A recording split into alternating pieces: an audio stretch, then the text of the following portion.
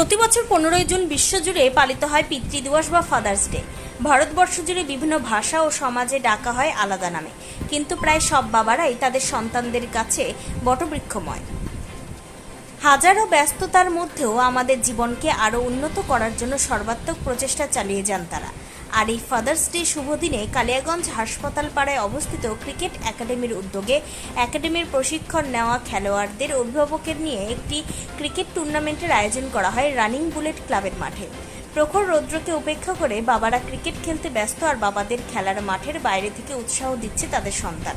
Cricket একাডেমির প্রশিক্ষক রাহুল ঘোষ বলে, তার একাডেমির ছেলে ও মেয়েরা যারা ক্রিকেট খেলার প্রশিক্ষণ নেয় তাদের আরও উৎসাহতা বৃদ্ধি পায়। তার জন্য তাদের অভিভাবকদের নিয়ে একটি ক্রিকেট টুর্নামেন্টের আয়োজন করা হয়েছে। আজকে 15ই জুন ফাদার্স ডে, সেই উপলক্ষে আজকে একাডেমির ছাত্রদের অভিভাবক বাবারা এবং প্রাক্তন কালিয়াগঞ্জের যারা খেলোয়াড়রা রয়েছেন তাদেরকে নিয়ে একটা ক্রিকেট ম্যাচ হচ্ছে।